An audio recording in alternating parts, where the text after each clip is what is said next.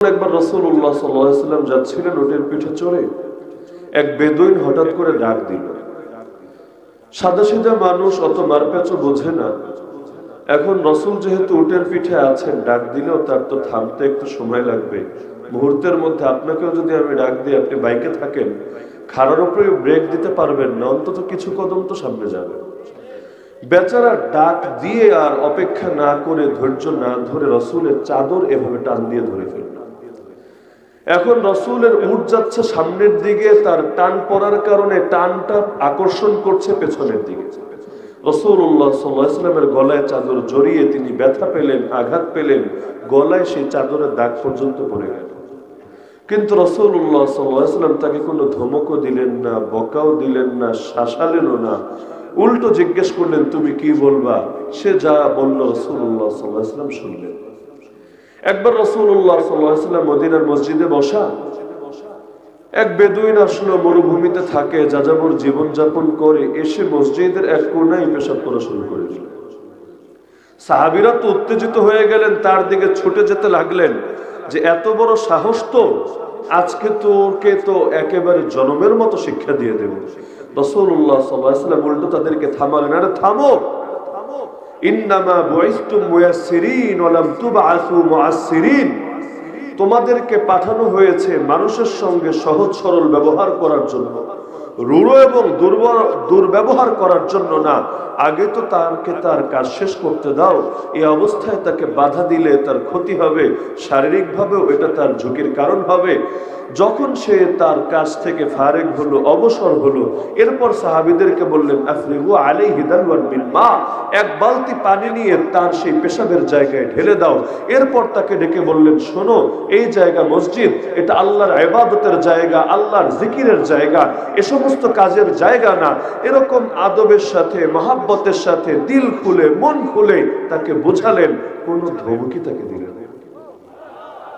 আবার নামাজে দাঁড়িয়ে গেল, নামাজ পড়লো, এমন নামাজ যেই নামাজের রুকু ঠিক নাই, সেজদা ঠিক নাই, কোন রকম করে করলো।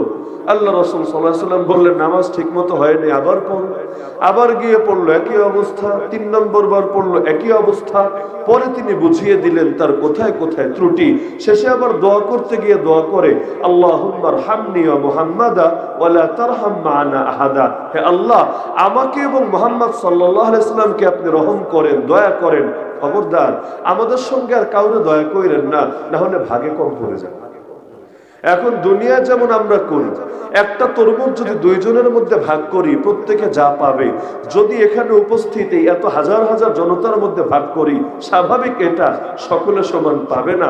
এখন বেচারা আল্লাহর রহমকেও এই দুনিয়ার জিনিসের মতো ভেবে দোয়া করছে, আল্লাহ আমাকে তো রহম করবেন অবশ্যই, মুহাম্মদ সাল্লাল্লাহু আলাইহি ওয়াসাল্লাম যেহেতু আমার নবী, আমার রাসূল, তাকেও রহম করেন, কিন্তু খবরদার আমাদের সঙ্গে আর কাউরে রহম কইরেন না, না হলে ভাগে ঠিক মতো পাবো। রাসূলুল্লাহ সাল্লাল্লাহু আলাইহি ওয়াসাল্লাম তাকে ডেকে বললেন, আরে লাকাদ হাজ্জাতা ওয়াসিআ, তুমি আল্লাহর প্রশস্ত একটা বিধানকে, একটা বিষয়কে বড় সংকীর্ণ বানিয়ে ফেললা। আল্লাহ তাআলার ভান্ডারে কোনো কমতি নাই, সুতরাং চাইতেও মোটেও কম চাওয়ার দরকার নেই। তো ব্যক্তিগত কারণে তিনি রাগ করতেন না, বরঞ্চ আল্লাহ তাআলা কোরআনে তার গুণে এটা উল্লেখ করেছেন, ফাবিমা রাহমাতিম মিনাল্লাহি লিনতা লাহুম, আল্লাহর দয়ায়, আল্লাহর রহমতে আপনি মুমিনদের জন্য, মুসলিমদের জন্য, সাহাবীদের জন্য নরম হয়েছেন। ওয়ালাউ কুনতা ফাযযান গালিযাল কলব লাম ফাদ্দু মিন হাওলিক, যদি আপনি রাগী হতেন, রূঢ় স্বভাবী হতেন, এই সাহাবীরা আপনার পাশে থাকতো না, এই মুমিনরা আপনাকে ছেড়ে আপনার পাশ থেকে চলে যেত। তারা ভয় পেত, তারা শঙ্কা বোধ করত। কিন্তু এখন তারা যেভাবে আপনার সাথে আগলে আছে, এটা আপনার নম্রতারই ফল। রাসূলুল্লাহ সাল্লাল্লাহু আলাইহি ওয়াসাল্লামের এই নম্রতাকে আল্লাহ তার দয়া, আল্লাহ তার রহমত বলে উল্লেখ করছেন। আল্লাহ রাসূল সাল্লাল্লাহু আলাইহি ওয়াসাল্লাম একদিন এক শিশু বাচ্চাকে কোলে নিয়ে আদর করছেন, তার গালে চুমু খাচ্ছেন। আরেক সাহাবী দেখে অবাক, সে বলে, ইয়া রাসূলুল্লাহ, আমি তো কখনো আমার বাচ্চারে এভাবে কোলে নিয়ে আদর করি না, চুমু খাই না, আমি তো কখনো এই জিনিস করি নাই এবং এটা আমার কল্পনায় আসে না। আল্লাহ রাসূল সাল্লাল্লাহু আলাইহি ওয়াসাল্লাম বললেন, আল্লাহ যদি কারো দিল থেকে রহম কেড়ে নেন, রহম উঠিয়ে নেন, আমার কি বা করার আছে? তো প্রতিটা ক্ষেত্রে এমন মহাব্বত দিয়ে বোঝাতেন, এমনকি উৎসাহ দিয়েছেন এই নম্রতার। হাদিসে আছে, ইন্না রিফকা ইয়াতি বিমা লা ইয়াতি বিহিল উনফু, নম্রতা এমন উপকার বয়ে আনে কঠোরতা যেটা কখনোই বয়ে আনতে পারে না। তো এটা ছিল তার ব্যক্তিগত ক্ষেত্রে ব্যক্তিগত স্বভাব, কিন্তু দ্বীনের ক্ষেত্রে আবার তিনি ছিলেন এত কঠোর। যেমন ধরেন, মক্কা যখন বিজয় হলো, রাসূলুল্লাহ সাল্লাল্লাহু আলাইহি ওয়াসাল্লাম মক্কায় প্রবেশ করলেন, পাইকারি ক্ষমা ঘোষণা করেছিলেন। সবাই যখন সামনে এসে বসা, রাসূল চাইলে বলতে পারেন, তোমাদের পাপের শাস্তি হিসাবে, আমাকে যে জুলুম করেছো, কষ্ট দিয়েছো, এর শাস্তি হিসাবে এবার তোমাদের রক্তে মক্কার অলিগলি ভাসিয়ে দেওয়া হবে। চাইলে বলতেই পারতেন, কিন্তু তিনি জিজ্ঞেস করলেন, তোমরা আমার থেকে কেমন আচরণ আশা করো? তারা বলল, আখুন কারীম অবনু আখিন কারীম, আপনি আমাদের মহানুভব এক ভাই, আর আমাদের আরেক মহানুভব ভাইয়ের সন্তান, তার মানে অনেকের ভাই অনেকের ভাতিজা। তো এখন আমরা আপনার থেকে ভাই সুলভ, আত্মীয় সুলভ আচরণে আশা করি।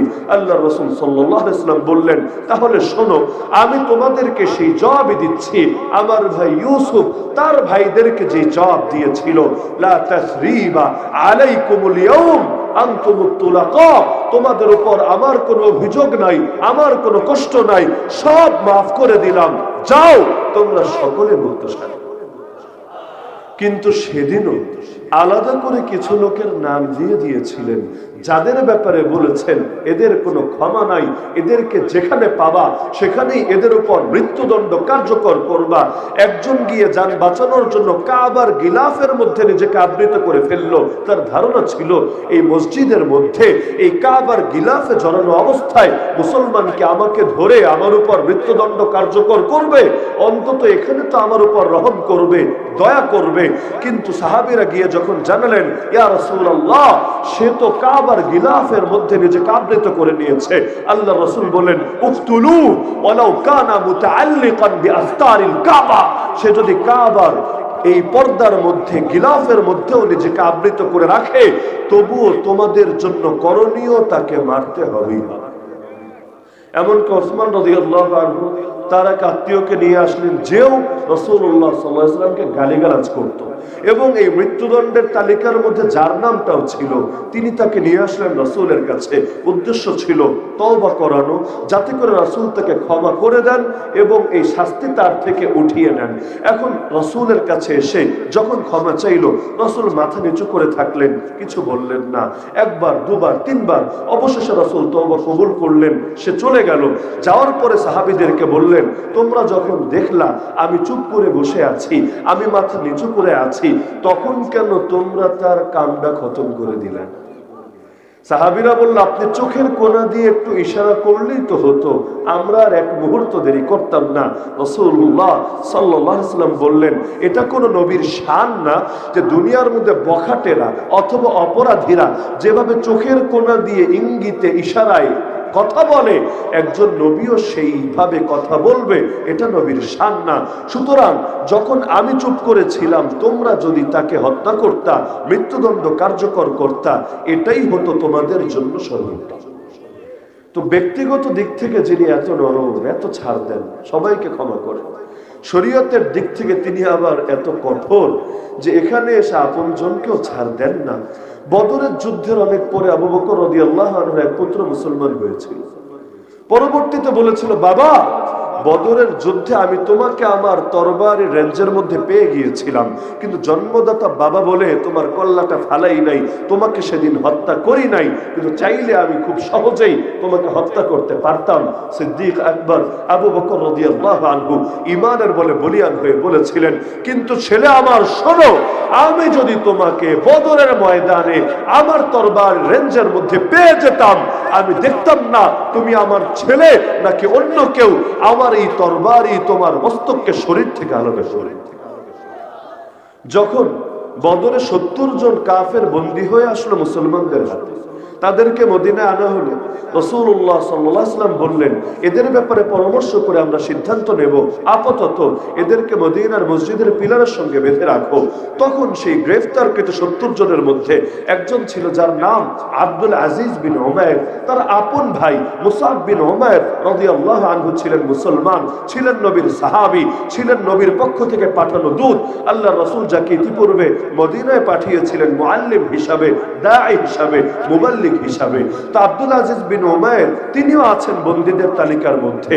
এখন তিনি দেখতে পাচ্ছেন যে তার আপন ভাই মুসআব বিন উমাইর পাশে আরেকজন মদিনার সাহাবী, আনসারী সাহাবী সহ তার দিকে এগিয়ে আসছে।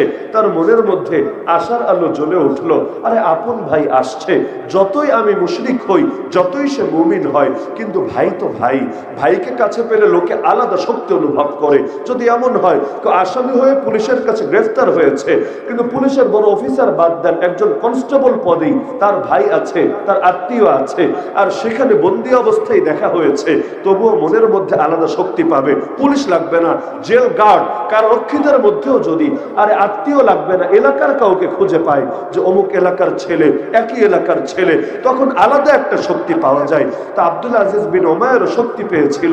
তার ধারণা ছিল ভাই এসে উপকার করবে, ভাই এসে কোনো কল্যাণের দিকে ধাবিত হবে। কিন্তু উল্টো সে এসে তার সঙ্গে থাকা মদিনার সাহাবীটাকে বলছে, আরে এই লোকটাকে শক্ত করে বাঁধো, ওর মায়ের অনেক টাকা পয়সা আছে, অনেক অর্থবিত্ত আছে, তুমি ওর চোখে চোখে রাখো, আশা করা যায় ওর মা প্রচুর পরিমাণ মাল সামানা দিয়ে, সম্পদ দিয়ে তোমার কাছ থেকে মুক্তিপণের বিনিময়ে তাকে ছাড়িয়ে নেয়। আব্দুল আজিজ বিন উমাইর যেন আসমান থেকে পড়লো, আরে বলে কি, আপন ভাই হয়ে উপকার করতে পারলে করবে, না পারলে অন্তত ক্ষতির কারণ হবে না। কিন্তু এটা বলে কি যে আরো টাইট করে বাঁধো, শক্ত করে বাঁধো, নজরে নজরে রাখো। জিজ্ঞেস করলো, আরে এটা কি কোনো ভাইয়ের আচরণ? এমন বেয়াদবি তোমারে কে শিক্ষা দিল? এবার স্পষ্ট চিৎকার করে বলল, আরে শোন, যে আল্লাহর নবীর বিরুদ্ধে তরবারি ধারণ করে মুসলমানদেরকে মেরে ফেলার জন্য যুদ্ধের ময়দানে নেমে আসে, আমার বাপ আর আমার মা তাকে জন্ম দিল, সে আমার ভাই হতে পারে না। আর যে এখন তোকে বাঁধবে শক্ত করে, সে হলো আমার ভাই, তুই পাপী, আমার ভাই হতে পারিস না।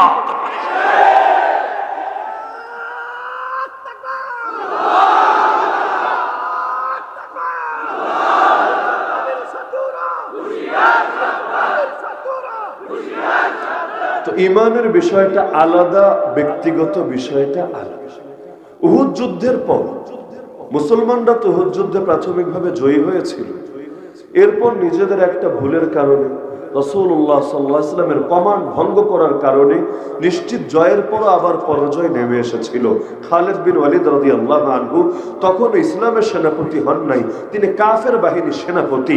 সেই ময়দানে তার কৌশলের কাছেই মুসলমানদের ধরা খেতে হয়েছিল। রাসূল যে 50 জনকে রেখেছিলেন পাহাড়ের চূড়ায়, বলে দিয়েছিলেন আমরা জয়ী হই, পরাজিত হই, এমনকি বিজয়ী হয়ে যদি গনিমত সংগ্রহেও ব্যস্ত হয়ে পড়ি, তোমরা এই জায়গা ছাড়বা না, তোমাদের কাজ এই জায়গার নিরাপত্তা নিশ্চিত রাখা। কিন্তু যখন দেখলো যুদ্ধে জয় হয়ে গেছে, সকলে মিলে যুদ্ধলব্ধ সম্পদ তথা গনিমত সংগ্রহ করছে, তারা ধৈর্যের পরিচয় দিতে পারলো না। তাদের আমির তাদেরকে না করলো, রাসূলের চাইতে বেশি বুঝতে যেও না, রাসূল যা বলেছেন তাতেই কল্যাণ, তোমাদের এখান থেকে সরা উচিত হবে না। কিন্তু আমিরের কথাকে উপেক্ষা করে অধিকাংশ জন সরে গেল। পালাতে পালাতে খালিদ বিন ওয়ালিদের নজর পড়ে গেল, আরে এই জায়গায় তো এখন ফাঁকা আছে, 2-3 জন ব্যাপার না, এগুলোকে মেরে সাইজ করা যাবে। আর মুসলমান সবাই ব্যস্ত গনিমত কুড়ানোতে, পেছন থেকে অ্যাটাক দিলে আর মোটেও পারবে না শুনতে। এই দুর্বলতার সুযোগ কাজে লাগিয়ে হামলা করে বসলো। অবস্থা এত বেশি ভয়াবহ হলো, 70 জন সাহাবী শহীদ হয়ে গেলেন। আল্লাহ রাসূল সাল্লাল্লাহু আলাইহি ওয়াসাল্লাম শহীদ হয়েছেন এমন গুজব পর্যন্ত ছড়িয়ে গিয়েছিল। শুধু সেখানে না, মদিনায় পর্যন্ত এই দুঃসংবাদ ছড়িয়ে পড়েছিল। এক নারী পর্যন্ত পাগলের মতো দেওয়ানা হয়ে বের হয়ে আসছিল ময়দানের দিকে। রাস্তায় তাকে বলা হলো, আরে কই যাও, তোমার স্বামী তো শহীদ হয়ে গেছে। চিৎকার করে বলল, আরে রাখো আমার স্বামীর কথা, আমাকে বলো আমার নবী কেমন আছে। এবার ছুটে যেতে লাগলো। কিছুক্ষণ পর বলা হলো, আরে কই যাও, তোমার ভাই তো শহীদ হয়েছে। চিৎকার করে বলল, রাখো ভাইয়ের কথা, আমাকে বলো আমার নবী কেমন আছে। এভাবে একে একে কয়েকজনের দুঃসংবাদ পাওয়ার পরও মন তো মানে না, দেওয়ানার মতো ছুটে যাচ্ছে। আরে নবী কেমন আছে এই কথা যতক্ষণ না জানবো দিলের মধ্যে সান্ত্বনা পাবো কিভাবে? এক পর্যায়ে তাকে জানানো হলো আল্লাহর রাসূল নিরাপদে আছেন, আল্লাহর রাসূল জিন্দা আছেন, তিনি শহীদ হন নাই। খবরটা গুজব ছিল, নিউজটা ফেক ছিল, তবুও মন মানলো না। বলল যতক্ষণ নিজের চোখে দেখবো না ততক্ষণ দিলও আমার ঠান্ডা হবে না। তোমরা যে ভুল বলছো না, আমাকে সান্ত্বনা দিচ্ছ না, নিশ্চিত হব কিভাবে? এরপর যখন নবীকে দেখলো তখনই কেবলমাত্র তার মনটা ঠান্ডা হলো। এত এত দুঃসংবাদ তার কাছে মুহূর্তেই পানি হয়ে গেল। এত ভয়াবহ ছিল সেই ময়দান। তো যুদ্ধ যখন একেবারে শেষের পথে, এখন আবু সুফিয়ান খুঁজে খুঁজে পাচ্ছে না। আরে মোহাম্মদ গেল কই, আবু বকর গেল কই, ওমর গেল কই? এখন ওরা পেরেশান। এত এত সৈনিক মেরে কি হবে? সেনাপতি থাকলে আবার কামব্যাক করবে। যদি সেনাপতিকেই ধরে ধরে মেরে ফেলা যায়, এই বাহিনীর পরবর্তীতে উত্থান চিরতরে রুদ্ধ হয়ে যায়। এখন খুঁজে খুঁজে কোথাও পায় না, তো পায় না। এবার চিৎকার করে বলছে, কিরে মোহাম্মদ কই গেলি রে? সারা শব্দ তো দে, নাকি মরে গেলি একেবারে চিরতরে? এভাবে বিভিন্ন ভাবে টিটকারি মারতে লাগলো। আল্লাহ রাসূল সাল্লাল্লাহু আলাইহি ওয়াসাল্লাম কিছু সাহাবী সহ পাহাড়ের আড়ালে ছিলেন। এখন সেখান থেকে আওয়াজ তো শুনতে পাচ্ছেন, কিন্তু জবাব দিচ্ছেন না। কারণ এখন জবাব দেওয়ার মধ্যে কল্যাণ নাই। দুর্বল আর সবল অবস্থা এক না, অবস্থা আলাদা। উভয় অবস্থার সিদ্ধান্ত একরকম নিতে হয় না, সিদ্ধান্তও হয় আলাদা। দুর্বল যদি আরেকজনকে ক্ষমার ঘোষণা দেয়, এতে কোনো মাহাত্ম্য প্রমাণিত হয় না, উদারতা প্রমাণিত হয় না। দাওয়াতের ময়দানও এটার ফল পাওয়া যায় না। যেমন রাসূল যখন মক্কা থেকে বের হয়ে গিয়েছিলেন, 13টা বছর দাওয়াত দেওয়ার পরে রাসূলকে চাইলেই তখন ক্ষমার ঘোষণা দিয়ে যেতে পারতেন না? চিরকুট লিখে রেখে যেতেন যে শোনো, যদিও মেরেছ, যদিও রক্ত ঝরিয়েছ, যদিও আমার আপন জনদেরকে আর সাহাবীদেরকে শহীদ করেছ, তবুও মনে কোনো কষ্ট রাখলাম না। সব পাপ মার্জনা করে গেলাম, সব জুলুমকে ক্ষমা করে দিলাম। কিন্তু তখন যদি এভাবে বলতেন, এটা ওদের দিলের মধ্যে খুব বেশি এফেক্ট করতো না। কারণ দুইজনে মনে করেন কুস্তি লেগেছে, একজন এমনি মায়ের খেয়ে জমিনে পড়ে আছে। এবার যদি বেচারা কষ্ট মষ্ট করে উঠে কাপড় থেকে ধুলাবালি ঝাড়া দিয়ে ফেলে বলে, যা তোরে ছাইরা দিলাম, তোরে মাফ করে দিলাম, এতে যারে বলবে এই কথা তার মেজাজ কিন্তু উল্টা আরো গরম হবে, আরো দুইটা কিক বা পাঞ্চ করে বসবে। আরে জালেমের জালেম, পারলে তুই কিছু কর দেখি, হ্যাডম থাকলে পারলে কিছু কর, পারিস না আবার ভাব ধরছিস যে না পারার পরও তুই আমারে ক্ষমা করে দিলি। এমনটাই কিন্তু আমাদের স্বাভাবিক নেচার, স্বাভাবিক কালচার। এখন রাসূল তখন যদি ক্ষমার কথা বলতেন, লোকে টিটকারি মারত, আর এমনিও পারে না, অমনিও পারে না, ওর তো বাহিনী নাই, ওর তো রাষ্ট্র ক্ষমতাই নাই, ওর তো এটাই নাই সেটাই নাই, এখন ক্ষমা না করে কি উপায়? কিন্তু ক্ষমা কিন্তু ঠিকই করলেন 8 বছর পরে, যখন সকলের উদ্ধত শিরগুলো অবনত হয়ে আছে তার সামনে। চাইলে সবগুলো শিরকে মুহূর্তেই মাটির সাথে মিশিয়ে দিতে পারেন। তারপরও তিনি ক্ষমার ঘোষণা দিলেন। ফলাফল এমন একটা ঘরও বাকি থাকলো না যেই ঘরে কেউ না কেউ কালেমা পড়ে ইসলাম কবুল করে নিল না। তো সবল যখন ক্ষমা করে লোকে এটাকে উদারতা বলে, দুর্বল যখন ক্ষমা করে কেউ এটাকে উদারতা বা মাহাত্ম্য বলে না, উল্টো তার ক্ষমার ঘোষণা নিয়ে টিটকারি মারে। তো এই কারণে ক্ষমার জন্য কিছু সময় লাগে, কিছু অপেক্ষা করা লাগে। নির্দিষ্ট সময়ে ক্ষমা করলে এটার ফলটাও খুব ভালোভাবে পাওয়া যায়। তো রাসূলুল্লাহ সাল্লাল্লাহু আলাইহি ওয়াসাল্লামের জিন্দেগির পরতে পরতে তো আমাদের জন্য শিক্ষা। আরে এক একটা অধ্যায় সামনে রাখলে জীবনের গতিপথটাই টোটাল চেঞ্জ হয়ে যায়। যেমন উদাহরণ হিসাবে বলি, রাসূলের সঙ্গে মক্কাবাসীর শত্রুতা তৈরি হলো রাসূলের বয়স 40 পার হওয়ারও পরে। কেন? এর আগের 40 বছরে তিনি কি ভালো ছিলেন না মন্দ ছিলেন? উত্তম চরিত্রের অধিকারী ছিলেন না খারাপ চরিত্রের অধিকারী ছিলেন? কেন এই 40 বছরে তিনি কি ইবাদত বন্দেগী করেন নাই?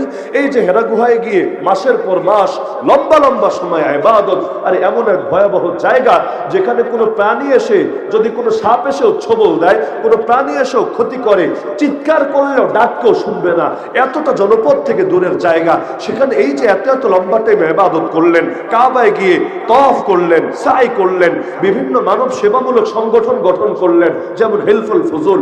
ওই কেউ তো তারে মারলো না, কেউ তো তার গা থেকে রক্ত ঝরালো না, আল্লাহ রসুলকে তো নির্যাতন, নিপীড়ন, নিগৃহীত, রক্তাক্ত কিছুই করলো না। তাহলে 40 বছর পর কি এমন হলো যার জন্য আপনও পর হয়ে গেল, চাচারাও দুশমনে পরিণত হলো, এতগুলো যুদ্ধ তাকে একেই করতে হলো? কারণটা কি? যদি বলেন কারণ হলো ব্যক্তিগত আমল, জব সহি হবে না।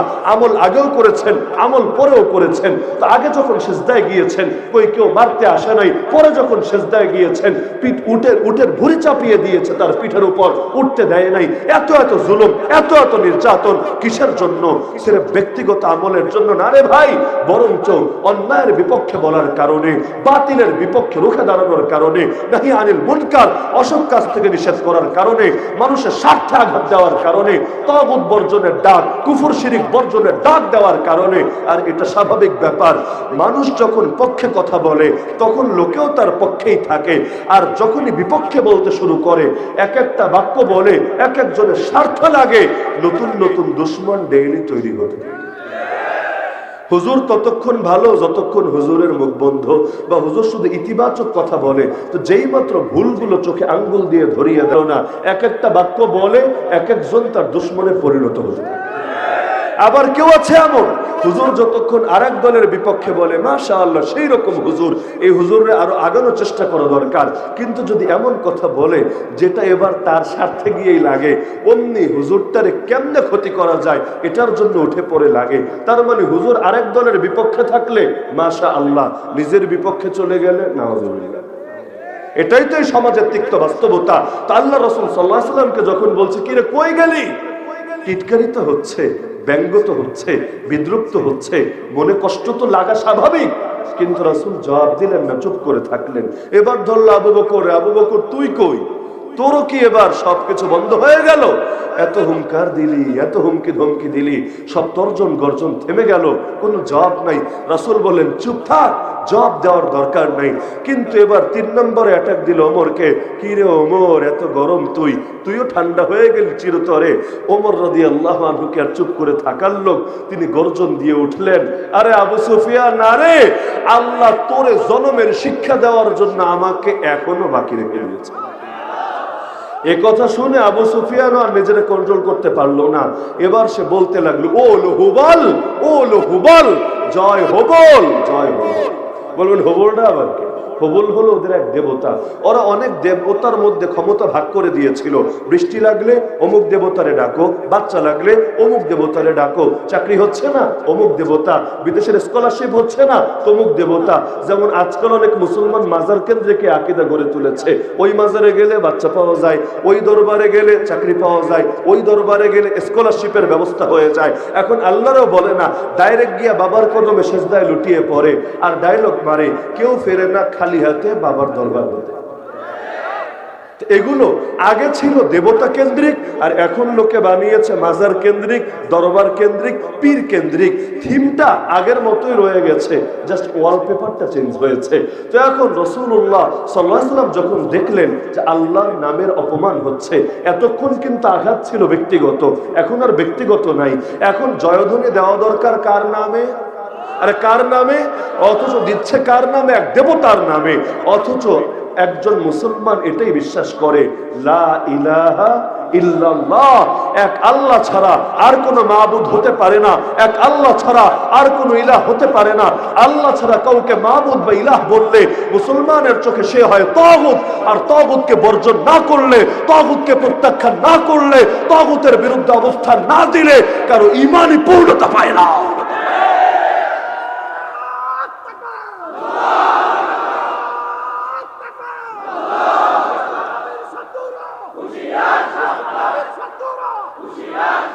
তো এর আগে যখন ব্যক্তিগত অ্যাটাক হলো, রাসূল সবাই থামিয়ে রেখেছিলেন। কিন্তু এখন যখন আল্লাহর নামে অপমান হলো, রাসূল বললেন আজিবু, চুপ করে থেকো না, জবাব দিয়ে দাও এই দুশমনটাকে।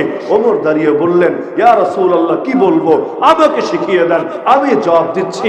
রাসূল বললেন, তুমি বলো আল্লাহু আ'লা ওয়া আজাল, আমার আল্লাহই সুমহান, আমার আল্লাহই মহিমান্বিত। আরে কিসের হবল আর টবল, এক আল্লাহ ছাড়া মুসলমান মানে না আর কাউকে। এবার সে বলল লানাল উজ্জা ওয়ালা উজ্জা, আমাদের আছে উজ্জা দেবতা, তোদের মুসলমানদের উজ্জা দেবতা নাই। ভাবটা এমন, উজ্জা দেবতা যেহেতু আছে, সুতরাং জয়টা তো ওদের কপালেই নির্ধারিত হয়ে আছে।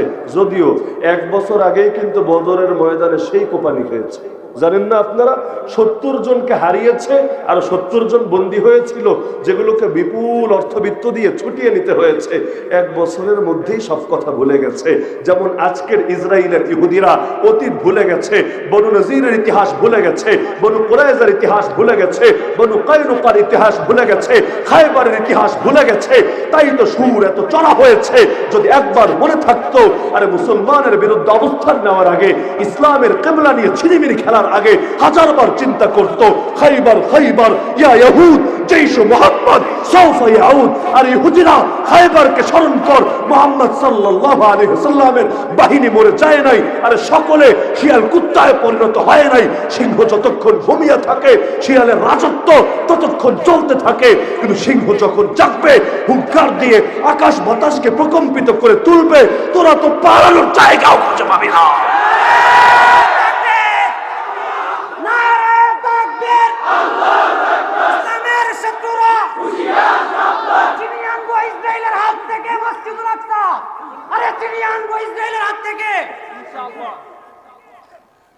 ওরা ভেবেছে জেরুজালেম হবে ওদের স্বর্গ, ওদের তীর্থস্থান, কিন্তু ওরা জানে না জেরুজালেম হবে ওদের গোরস্থান।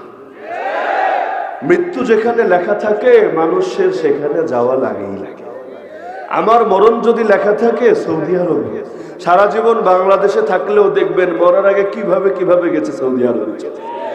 মৃত্যু মানুষকে টেনে টেনে আনে, তো ইহুদিরা জানে না ওদের মৃত্যু ওদেরকে টেনে টেনে এনে এখানে হাজির করেছে। কারণ ওরা স্বপ্ন দেখছে আল আকসাকে ভেঙে এখানে 3rd টেম্পল বানাবে, শুধু একটা লাল গায়ের অপেক্ষা। আরে গাই আর গরুর মধ্যে কি যে আছে।